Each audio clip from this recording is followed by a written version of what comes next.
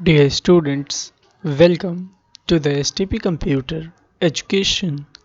Students, आज की इस वीडियो में हमें CSS3 का चैप्टर नंबर 7 एनिमेशन चैप्टर का पार्ट थर्ड कंटेन करना है। स्टूडेंट्स, लास्ट क्लास में आपको इस एनिमेशन का टास्क आपको दिया गया था। अगर आपने इसको बना लिया है तो बहुत ही अच्छी बात है, लेकिन जो बच्चे इसको कंप्लीट नहीं कर पाए हैं इसको देखिए। आज हम इसे कंप्लीट करेंगे, आज हम इसे बनाएंगे। तो कैसे बनेगा ये उसे ध्यान से देखिएगा। तो चलिए शुरू करते हैं इस एनिमेशन को डेवलप करना। ठीक है। सबसे पहले आप क्या करेंगे, यहाँ पे आपको क्या करना है, याद होगा आपको, हमने एक सेफ जगह पे वेब डेवलपमेंट के नाम का एक फ़ोल्डर बनाया था और उसके अंदर हमने HTML के सभी प्रोजेक्ट रखे थे। CSS2 का एक फ़ोल्डर बनाया था और हमने उसमें CSS के कुछ प्रोजेक्ट रखे थे। ठीक है। अब हमें क्या करना है, यहीं पे एक और न्यू फ़ोल्डर बनाना है जिसका नाम रखना है CSS3। Okay, CSS3 projects. Okay, अब आपको क्या करना है, इस CSS3 प्रोजेक्ट के अंदर एक और फोल्डर को बनाना है जिसका नाम है एनिमेशन। क्योंकि अभी आप क्या सीख रहे हो, एनिमेशन सीख रहे हो, और एनिमेशन से रिलेटेड जितने भी हम प्रोजेक्ट करेंगे इस एनिमेशन के फोल्डर के अंदर हम रखेंगे। ओके, ठीक है। इस तरह से एनिमेशन का आपने एक फोल्डर यहाँ पे डेवलप कर लेना है। ठीक है। फिर उसके बाद आप यहाँ पे एक न्यू फोल्डर बनाओ। अभी हम कौन सी एनिमेशन बनाने जा रहे हैं, इमेज फेड इन एनिमेशन। ठीक है। तो आप यहाँ पे फोल्डर का नाम रख लो इमेज फेड इन।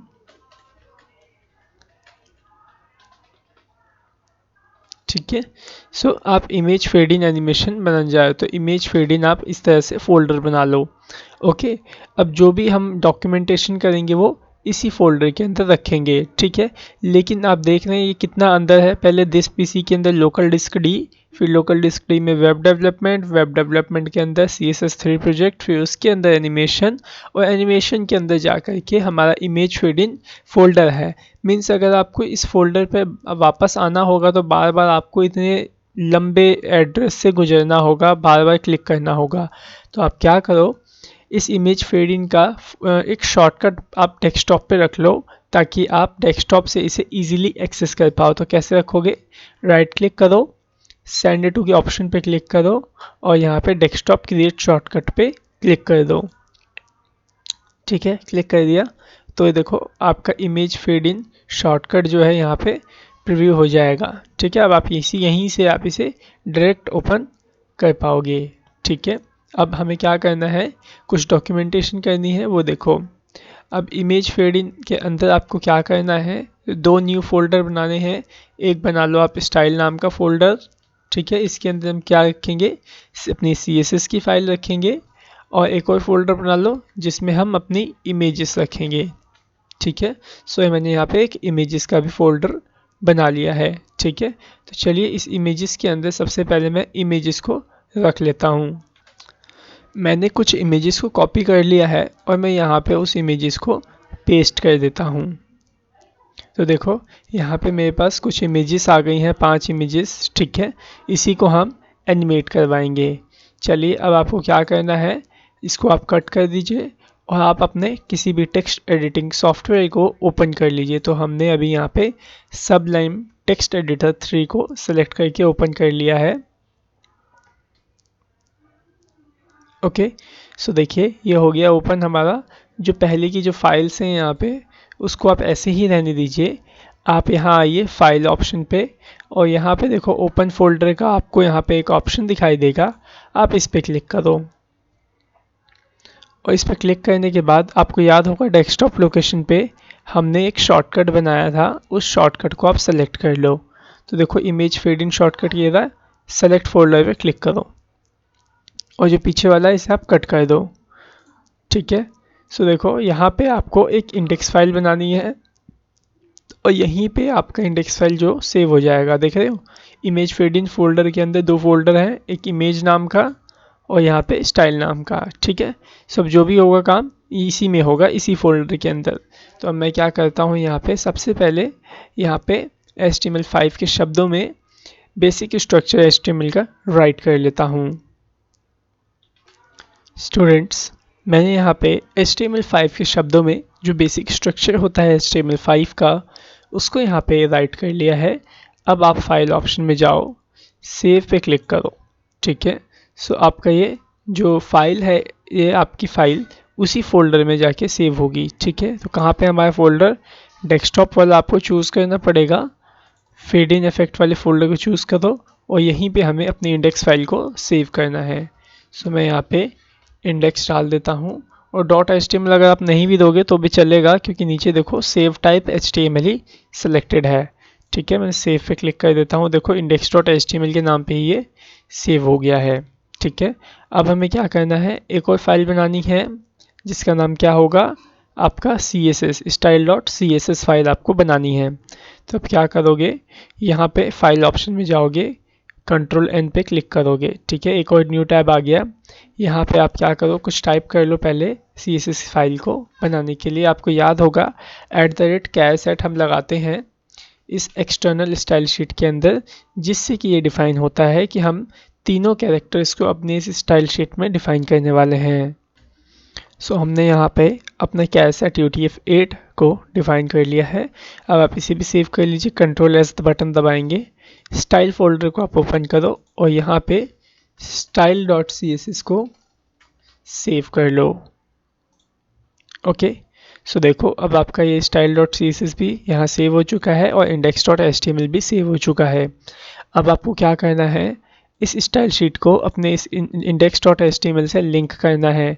क्यों लिंक करना है, क्योंकि जब तक style.css आपकी index.html से लिंक नहीं होगा, तब तक इस HTML के पेज का कोई भी एलिमेंट यह पेज डिज़ाइन नहीं कर सकता है। तो सबसे पहले आप इसे लिंक करिए। तो जहाँ देखो आपका टाइटल क्लोज है, वहीं पे आइए और यहाँ पे आप लिंक टैग को शुरू करिए, सिर्फ बंद नहीं होता ये, ठीक है।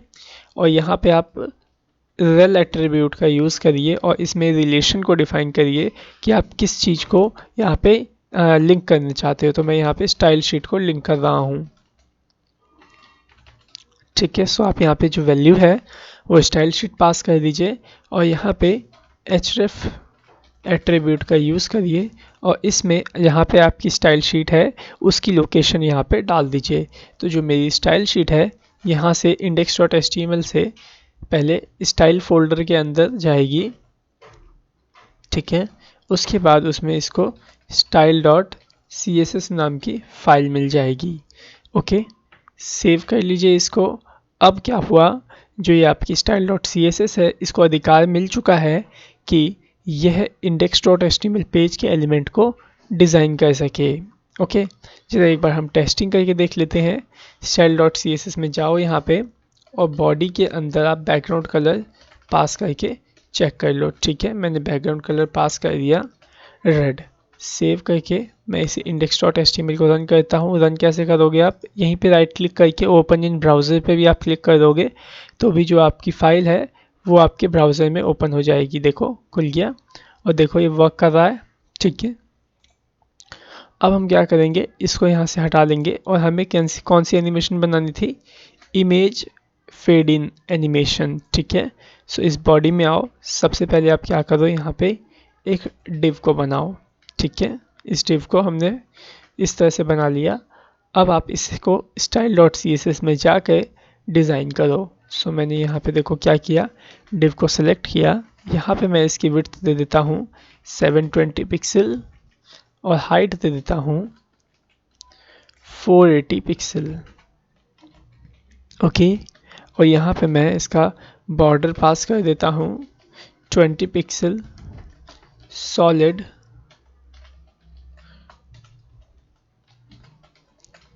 रेड।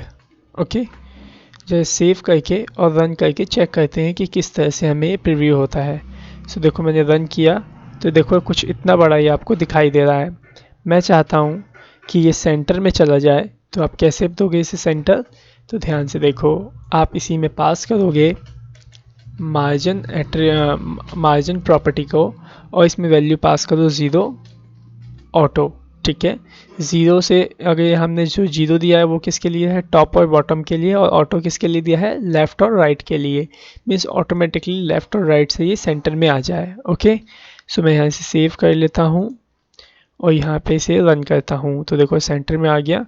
ऊपर से थोड़ा और नीचे करना चाहता हूँ मैं, तो यहाँ पे मार्जिन दे दूंगा 100 पिक्सल। ठीक है, ऊपर और नीचे से ये 100 पिक्सल इस बॉक्स में आ जाएगा। देखो आ गया 100 पिक्सल। 100 पिक्सल कुछ ज़्यादा ही हो गया, मैं थोड़ा कम कर देता हूँ, 50 कर देता हूँ यहाँ पे। ओके, सेव करके रन करता हूँ तो देखो ठीक है यहाँ पे आ गया। अब हमें क्या करना है, इसके अंदर एक बैकग्राउंड इमेज को ऑलरेडी सेट करके रखना है। तो मैं क्या करूँगा, यहाँ पे बैकग्राउंड इमेज को सेट कर लूँगा। सो मैं यहाँ पे प्रॉपर्टी का नाम लिखूँगा बैकग्राउंड। ठीक है, और इसके अंदर मैं पास कर दूंगा बैकग्राउंड इमेज को। URL इस तरह से हम डालेंगे। यहाँ पे हम अभी CSS3 की सभी प्रॉपर्टीज़ को यूज़ कर रहे हैं, आपको भी इसी तरह से यूज़ करना है। ओके, सो इमेजेस कहाँ पे है हमारे पास, इमेजेस फोल्डर के अंदर एक a.jpg नाम की इमेजेस है। देखो यहाँ दिख रही है a.jpg। सो मैं यहाँ पे a.jpg को सेलेक्ट करके सेव करके रन करता हूँ, जो देखिएगा कैसा प्रीव्यू होता है। ओके, यहाँ पे इमेजेस नहीं आई, देखते हैं क्या प्रॉब्लम है। इमेजेस के अंदर हमने स्लैश डाल के a.jpg दिया। ठीक है, अब जरा ध्यान से देखिए हमने क्या किया। यहाँ देखो हमारा जो फोल्डर है, मैं आपको फोल्डर दिखाता हूँ। यहाँ देखो इमेजेस फोल्डर यहाँ पे है और इमेजेस फोल्डर के अंदर ये a.jpg वाली इमेज यहाँ पे है। ठीक है, लेकिन यहाँ हम किसके अंदर बैकग्राउंड इमेज डिफाइन कर रहे हैं, style.css के अंदर। सो आप देखो स्टाइल की फाइल कहाँ पे है, इसके अंदर। तो सबसे पहले हमें डिफाइन करना होगा कि सबसे पहले यह स्टाइल एक फोल्डर बाहर आए, फिर उसके बाद उसे इमेजेस फोल्डर मिले, फिर उसके अंदर इसको इमेजेस मिले। ठीक है, सो आपको क्या करना होगा, यहाँ डिफाइन करना पड़ेगा कि जो इमेजेस है ये इस स्टाइल के बाहर है, एक फोल्डर बाहर। तो बाहर एक डिफाइन करने के लिए आप क्या दोगे, डबल डॉट और फिर स्लैश। ठीक है, इससे क्या डिफाइन हो जाएगा, जो आपकी इमेज है पहले इस फाइल से एक फोल्डर बाहर जा कर के इमेजेस फोल्डर के अंदर है। ठीक है, इसे सेव कर लीजिए और रन करके चेक करिए कि अब ये प्रीव्यू हुआ कि नहीं। सो देखो यहाँ पे ये प्रीव्यू हो चुका है, लेकिन जो फ़ोटो है काफ़ी बड़ी आ रही है। तो हम क्या करेंगे, बैकग्राउंड साइज़ डिफ़ाइन करेंगे, क्या, कवर। ठीक है, जिससे कि जो आपका बॉक्स है पूरा कवर हो जाए। ठीक है, सो मैंने देखो यहाँ पे बैकग्राउंड साइज़ प्रॉपर्टी का यूज़ किया और वैल्यू पास कर देता हूँ कवर। सेव करके रन करता हूँ तो देखिए किस तरह से आपको प्रीव्यू होता है। तो देखो ये कम्प्लीटली यहाँ पे इस तरह से कवर हो चुका है फुल्ली। ठीक है, सो अब आपको क्या देना है, इसमें एनिमेशन देनी है। तो एनिमेशन देने के लिए आपको क्या करना होगा, यहाँ पे एनिमेशन प्रॉपर्टी का यूज़ करना होगा। सो मैं यहाँ पे अभी शॉर्ट हैंड कर रहा हूँ, लॉन्ग हैंड मैं आपको अभी करके नहीं दिखा रहा हूँ। आप लॉन्ग हैंड की प्रैक्टिस को आपको खुद करना है, बाकी शॉर्ट हैंड यहाँ पे मैं आपको करके दिखा रहा हूँ। ठीक है, सो यहाँ पे मैं एनिमेशन प्रॉपर्टी का यूज़ करूँगा और सबसे पहले मैं क्या करूँगा, एनिमेशन का नेम डिफ़ाइन करूँगा। सो मैंने एनिमेशन का नेम डिफ़ाइन कर दिया STP, और उसके बाद कितने सेकंड तक ये एनिमेशन चले, सो मैंने यहाँ डिफ़ाइन कर दिया 12 सेकंड। और एक बार एनिमेशन चलने के बाद ये कितनी बार और रिपीट हो, सो मैं यहाँ डाल देता हूँ इनफाइनाइट। ठीक है, infinite bye means unlimited time से रिपीट हो। ठीक है, अगर अभी मैं इसे सेव कर लूँ और इसे रन करूँ तो क्या ये आपका जो इमेज है क्या ये एनिमेट करेगा, नहीं करेगा। क्यों, क्योंकि अभी हमने सिर्फ इस डिव को अधिकार दिया है कि अब आप इसे एनिमेट कर सकते हो। ठीक है, सो इसे एनिमेट करने के लिए हमें एक्शंस को डिफाइन करना होगा। तो याद होगा एक्शंस कैसे हम यूज़ करते थे, @keyframes, याद है आपको। और यहाँ पे हम क्या करते थे, इसके बाद सेलेक्ट करते थे एनिमेशन के नेम से। सो देखो मैंने यहाँ एसटीपी डाला, एसटीपी डालने का मतलब क्या हुआ कि मैंने यहाँ पे डिव को सेलेक्ट कर लिया है। क्यों? क्योंकि जो हमारा एसटीपी जो एनिमेशन नेम है वो डिव में ही लगा हुआ है। तो ये एनिमेशन नेम जिस जिस एलिमेंट में लगा होगा वो सभी एलिमेंट यहाँ पे की फ्रेम में सेलेक्ट हो जाएंगे। ठीक है, सो की फ्रेम के अंदर मैं अब क्या करूँगा, यहाँ पे एक्शंस को डिफाइन करूँगा। मेरे पास देखो पहले कितनी इमेजेस हैं यहाँ पे, देखो 1 2 3 4 5 इमेजेस है। मीन्स मैं क्या करूँगा, अपने इस 12 सेकंड को 5 भागों में बांट दूंगा। मतलब मैं यहाँ पे एक इस बॉक्स के अंदर 5 एनिमेशन को दिखाना चाहता हूँ, मीन्स 5 इफेक्ट को, 5 एक्शंस को दिखाना चाहता हूँ। तो हम क्या करना पड़ेगा, हमें सबसे पहले इसके अंदर इस 12 सेकंड को परसेंटेज में 5 भागों में बांटना होगा। तो चलिए बांट देते हैं। पहला तो मैं 0% में बांट देता हूँ, फिर दूसरा यहाँ पे मैं 25% में, 25%, ठीक है। उसके बाद यहाँ पे 50% में बांट देता हूँ। उसके बाद आपका 75% और उसके बाद आपका फाइनली 100%। ओके, तो यहाँ देखिए 5 भागों में आपका बढ़ गया 1 2 3 4 5। ठीक है, सो अब आपको क्या करना है, इसके अंदर आपको प्रॉपर्टीज़ और वैल्यू राइट करनी है। तो मैं क्या करूँगा, यही बैकग्राउंड वाली URL वाली प्रॉपर्टी यहाँ पे राइट कर दूँगा। ठीक है, बस मैं क्या करूँगा, यहाँ पे जो इमेज है उसको चेंज कर दूँगा। ठीक है, जैसे पहले तो a.jpg यहाँ पे भी a ही रहने देता हूँ और उसके बाद मैं चेंज करता रहूँगा। ठीक है, सो मैं यहाँ पे इसे कॉपी कर लेता हूँ और इसमें भी पेस्ट कर देता हूँ, इसके अंदर भी पेस्ट कर देता हूँ और इसमें भी। ठीक है, बस यहाँ से जो इमेज का नाम है वो मैं चेंज कर लेता हूँ, इसका B कर देता हूँ, इसमें C, इसमें D और इसमें E कर देता हूँ। अब इसे सेव करिए और इसे रन करके टेस्ट करिए क्या ये एनिमेट हुआ या नहीं। सो देखो मैंने यहाँ पे इसे रन किया, लेकिन देखो एक प्रॉब्लम आ रही है कि इसके अंदर जो कवर वैल्यू है वो सही से वर्क नहीं कर रही है जो हमने पहले डाली थी। ठीक है, तो आपको क्या करना होगा, इसके अंदर जैसे यहाँ पे कवर डाला है आपने बैकग्राउंड साइज, उसे भी आपको यहाँ पे डालना होगा इसी के साथ में। देखते हैं यहाँ पे, तो मैं इसके साथ में बैकग्राउंड कवर भी इसके अंदर प्रॉपर्टी को इम्प्लीमेंट कुछ इस तरह से कर देता हूँ।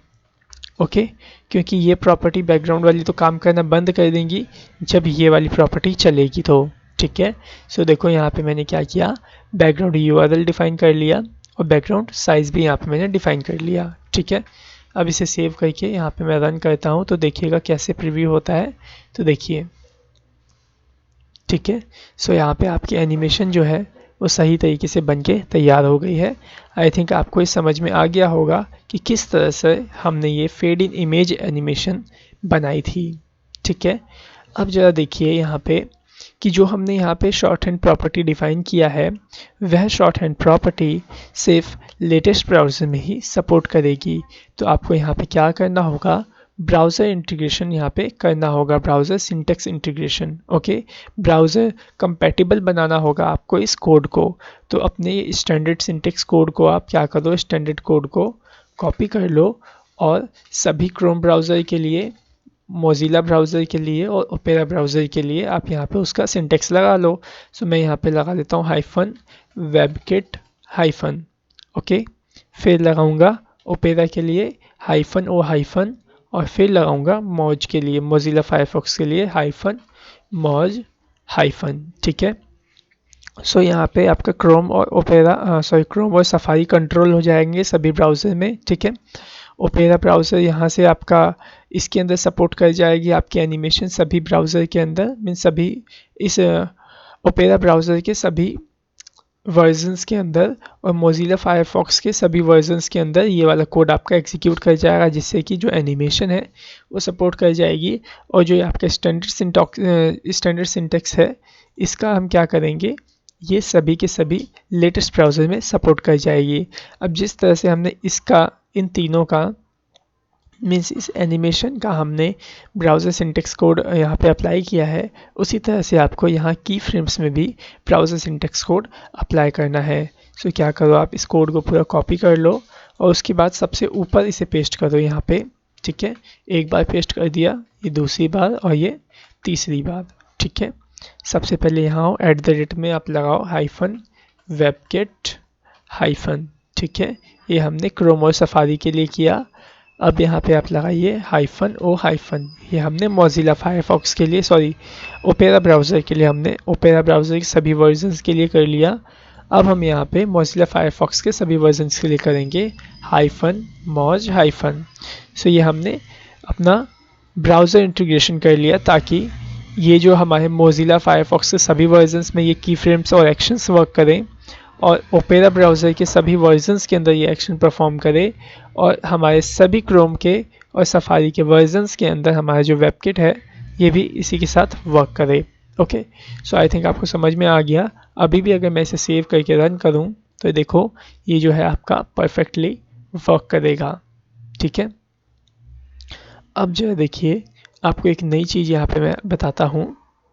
मैं क्या चाहता हूँ, जब इसके ऊपर, इस इमेज के ऊपर जब मैं कर्सर ओवर करूँ तब एनिमेशन शुरू हो और जब कर्सर आउट कर दूँ तो यहाँ पे एनिमेशन रुक जाए। तो ये कैसे बनेगा जरा वो देखिए। मैं क्या करूँगा, यहाँ पे डिव के ऊपर कर्सर ऊपर ओवर कराना है मेरे को, तो देखो मैं यहाँ पे डिव को सेलेक्ट कर लूँगा और यहाँ पे ओवरशैडो क्लास का यूज़ करूँगा, ठीक है।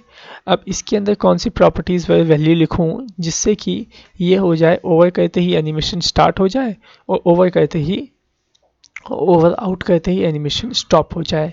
तो उसके लिए आप क्या करो, देखो जो आपने ये एनिमेशन के कोड पहले ही यहाँ पे डाल रखे हैं इनको आप यहाँ से हटा लो, ठीक है। और इस एच ओवर के अंदर आप इसे पेस्ट कर दो, ठीक है। इसे अरेंज कर लेना आप सही तरीके से कुछ इस तरह से। अब आप इसे सेव कर लो और अब इसे रन करो। तो देखो जो आपकी एनिमेशन है वो बंद हो गई, अब नहीं हो रही एनिमेशन। अब जैसे ही मैं इसमें माउस ओवर करूँगा देखो एनिमेशन स्टार्ट हो जाएगी, ये देखो स्टार्ट हो गई आपकी एनिमेशन। और अगर जैसे ही मैं माउस का जो ये माउस का चित्र है इसे मैं इसके ऊपर से हटा लूँगा तो ये रुक जाएगी, देखो रुक गई, ये देखो स्टार्ट हो गई, ये देखो रुक गई, ठीक है। सो आई थिंक आपको समझ में आ गया होगा कि किस तरह से इस एनिमेशन को आप और भी ज़्यादा अट्रैक्टिव बना सकते हो। ओके, चलिए अब हम एक और नई एनिमेशन को यहाँ पे बनाते हैं। तो ये तो बन गया हमारा पूरा फेड एनिमेशन, ठीक है। सो इसको हमने सेव करके रख ही लिया है। अब आप क्या करो, वापस से आ जाओ अपने एनिमेशन वाले फोल्डर के अंदर और जैसे कि आपने यहाँ पे इमेज फेड इन एनिमेशन बनाया है उसी तरह से अब आपको क्या करना है, एक और फोल्डर बनाना है जिसका नाम है टेक्स्ट फेड इन, ठीक है। क्या, टेक्स्ट फेड इन एनिमेशन, ठीक है। अब हम जैसे पहले हमने इमेज पे एनिमेशन बनाया है वैसे ही हम टेक्स्ट फेड इन एनिमेशन को डेवलप करेंगे और ये थोड़ा सा अलग ही अट्रैक्टिव डिज़ाइन में ओपन होगा। तो चलिए इसको शुरू करते हैं। इसके अंदर भी आपको क्या करना है, एक स्टाइल नाम का फोल्डर बना लेना है जिसके अंदर हमारा CSS वर्क करेगा, ठीक है। और क्या करो आप, सबसे पहले इमेज फेड इन का हमारा काम हो गया तो आप यहाँ से जो डेस्कटॉप पे हमने जो शॉर्टकट बनाया था आप इसको डिलीट कर दो, ठीक है। जैसे ही आप इसे डिलीट कर दोगे तो यहाँ से आपका जो फाइल फोल्डर है वो डिलीट नहीं होगा। सो अब क्या करो, आप इस टेक्स्ट फेड इन वाले फोल्डर का भी शॉर्टकट डेस्कटॉप पे सेंड कर दो। तो मैंने डेस्कटॉप पे टेक्स्ट फेड इन का भी जो फोल्डर है शॉर्टकट उसे मैंने सेंड कर दिया है। ओके, अब हम क्या करेंगे, इस फोल्डर को हम सेलेक्ट करेंगे अपने इस टेक्स्ट एडिटर में। तो फाइल ऑप्शन में जाओ, ओपन फोल्डर पे क्लिक करो और यहाँ देखो डेस्कटॉप में जाओ और यहाँ देखो आपको टेक्स्ट फेड इन शॉर्टकट मिल जाएगा, इसे सेलेक्ट कर लो और जो बैकग्राउंड में है इसे कट कर दो, ठीक है। अब यहाँ पे आपको डॉक टाइप डिक्लेरेशन राइट करनी होगी HTML5 के शब्दों में, या फिर आप क्या करो यहाँ पे पहले इसको सेव कर लो, ठीक है। सो मैंने Ctrl+S करके इसे सेव कर लिया। कहाँ देखो सेव हो रहा है, इमेज फेड इन में। आपको कहाँ करना है, टेक्स्ट फेड इन में। तो देखो यहाँ सेलेक्ट कर लो टेक्स्ट फेड इन और यहाँ पे आप इसे सेव कर लो index.html के नाम से, ठीक है। सेव हो गया। अब आप क्या करो, यहाँ पे कुछ इस तरह से एक्सक्लेमेशन का साइन दो और टैब बटन दबा दो, ठीक है। तो आप ऐसे करोगे तो भी आपके पास यहाँ पे HTML5 के शब्दों में जो भी डॉक्यूमेंटेशन होगी यहाँ पे राइट हो जाएगी। ओके, ठीक है। अगर ऐसा नहीं होता है तो आप मुझसे कांटेक्ट करिएगा, मैं आपको बताऊंगा आपके इस टेक्स्ट एडिटर के अंदर क्या प्रॉब्लम है जिसकी वजह से ये ऐसा वर्क नहीं कर रहा है। बाकी यहाँ पे हमारा HTML5 का जो डॉक टाइप डिक्लेरेशन था वो सही तरीके से हो गया, बेसिक स्ट्रक्चर यहाँ पे हमने राइट कर लिया है। ठीक है, सेव कर लीजिए इसे Ctrl+S दबा के। फिर क्या करिए, फाइल में जाइए, न्यू फाइल को चूज़ करिए और यहाँ पे आप क्या करोगे, अपने style.css को सेव करोगे। ठीक है, सो मैं यहाँ डाल देता हूँ पहले @charset और इसमें वैल्यू डिफाइन कर देता हूँ UTF-8। इसको डिफाइन करने का मतलब क्या है कि इसको डिफाइन करने का मतलब यह है कि आप अपने इस डॉक्यूमेंट में इस कोडिंग के अंदर 3 कैरेक्टर्स का यूज़ करोगे। कौन कौन से कैरेक्टर्स हैं?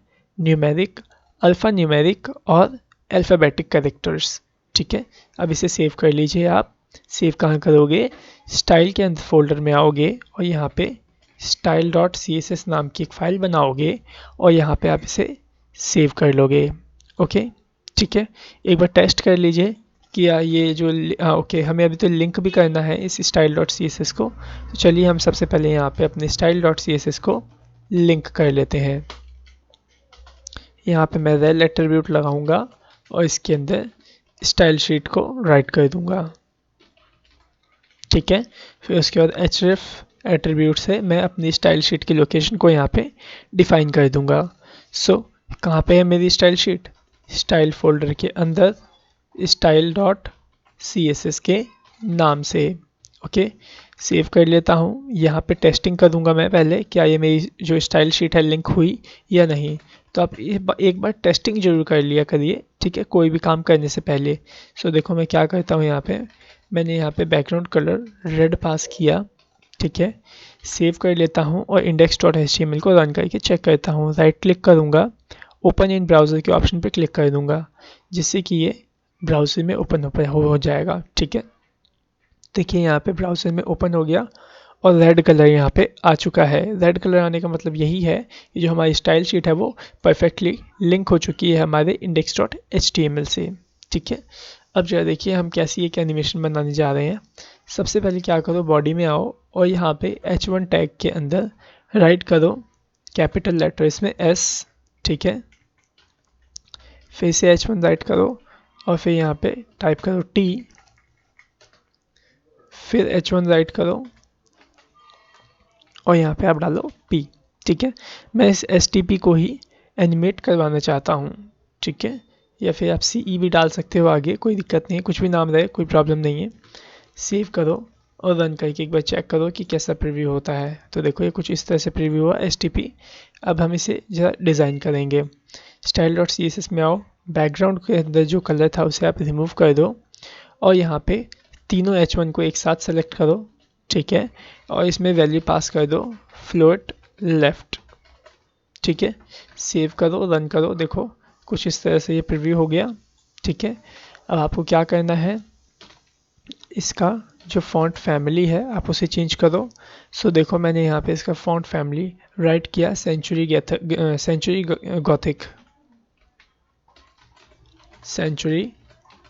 गॉथिक। ठीक है, सेव करके रन करके चेक करता हूँ क्या ये उसमें कन्वर्ट हो गया। ठीक है, देखिए कन्वर्ट हो चुका है। अब हम क्या करेंगे, इसका जो साइज़ है उसको बढ़ाता हूँ। तो यहाँ पे मैं यूज़ करूँगा फॉन्ट साइज़ प्रॉपर्टी का और यहाँ पे इसका साइज़ बढ़ा लूँगा 100 पिक्सल का। ठीक है, सेव करके रन करता हूँ, क्या ये वर्क किया? ओके, अभी भी ये काफ़ी छोटा लग रहा है। फॉन्ट फैमिली मैं इसका दूसरा कर देता हूँ, इसकी फॉन्ट फैमिली में रख देता हूँ सैंस सेरिफ। ठीक है, अब से सेव करके रन करता हूँ तो देखिए थोड़ा अभी थोड़ा ठीक तरीके से दिखाई दे रहा है। लेकिन आप देखिए इसके ऊपर से कितना नीचे खिसक के आ रहा है, क्यों? क्योंकि इसके अंदर बाय डिफ़ॉल्ट पैडिंग और मार्जिन होता है। तो आप इसमें से पैडिंग 0 कर लीजिए और मार्जिन को भी इसमें से 0 कर लीजिए। ठीक है, सेव करके रन करिए तो देखिए ऊपर चला गया, इसमें से जो पैडिंग और मार्जिन थी वो सब रिमूव हो चुकी है।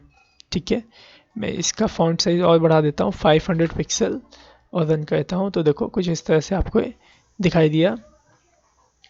ठीक है, सो अब हम इसी को हम एनिमेट करवाएंगे। ओके, तो देखिए कैसे होगा ये एनिमेट।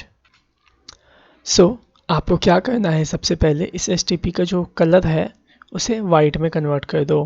ठीक है, सो देखो मैं यहाँ पे आया और इसमें मैंने कलर प्रॉपर्टी को पास किया और इसका जो कलर है वो मैंने रख दिया वाइट। अभी अगर मैं इसे सेव करूँ और रन करूँ तो देखो ये आपको दिखाई नहीं देगा, लेकिन ये यहीं पे मौजूद है। ठीक है, देख रहे हैं आप यहाँ पे। ओके, सो अब आप क्या करो, इसी H1 में आपको एनिमेशन देना है, तो आप यहीं पे एनिमेशन प्रॉपर्टी को पास करो। सो मैंने यहाँ पे एनिमेशन प्रॉपर्टी को पास किया और यहाँ पे एनिमेशन नेम डिफाइन किया और यहाँ पे मैं टाइमिंग डिफाइन कर देता हूँ। सो मैं यहाँ पे 3 सेकेंड्स टाइमिंग डिफाइन कर देता हूँ। ओके, और ये कितनी बार चले, इनफाइनाइट। ठीक है, इनफाइनाइट टाइम चलने पाए। अभी मैं अगर इसे सेव करके रन करूँ तो ये कुछ भी इसमें प्रीव्यू नहीं होगा, क्योंकि हमने अभी क्या किया है, सिर्फ H1 को अधिकार दिया है कि अब से आप एनिमेट हो सकते हो। ओके, सो चलिए अब हम क्या करेंगे, एक्शंस को डिफाइन करना है हमें H1 के अंदर। तो एक्शन डिफाइन करने के लिए आप यूज़ करोगे की फ्रेम्स का। ओके, और यहाँ पे देखो मैंने क्या किया, STP नाम दे दिया अपनी एनिमेशन का। ठीक है, एनिमेशन हमने सेलेक्ट कर ली। अब इस एनिमेशन के अंदर कौन कौन से एक्शन प्रीव्यू होने चाहिए वो यहाँ पे हम अब डिफाइन करेंगे।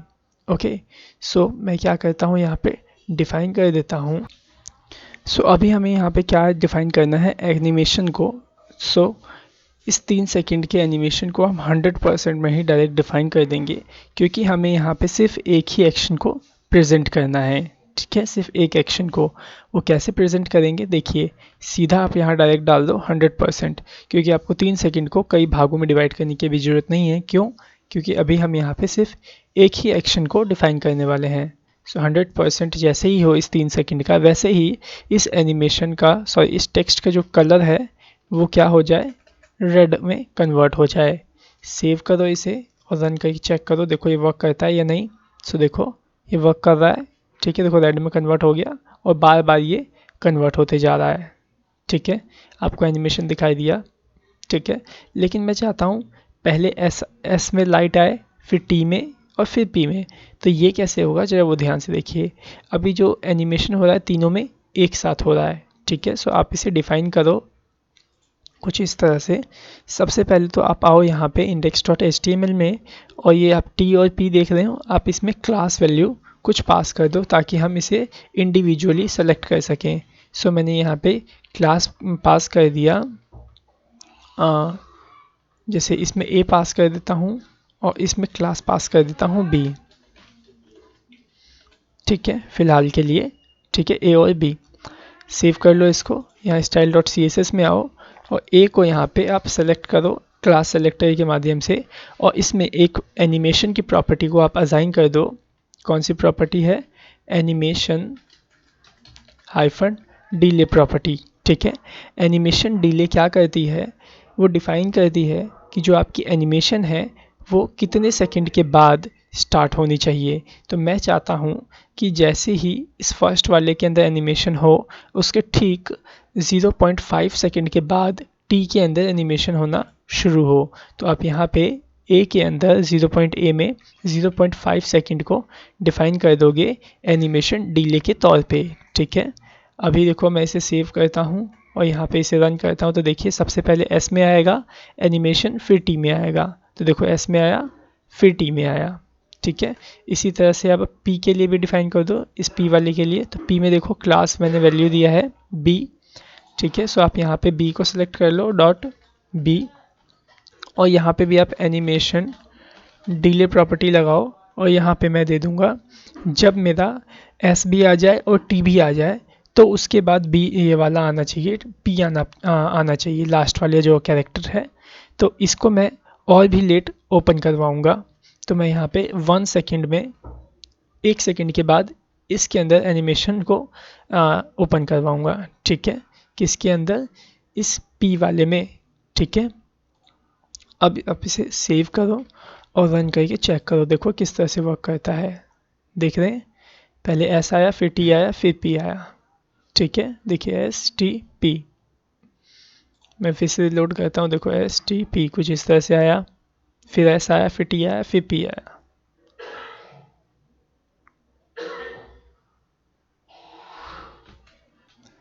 ओके, सो आई थिंक आपको समझ में आ गया कि एनिमेशन डिले का क्या वर्क होता है।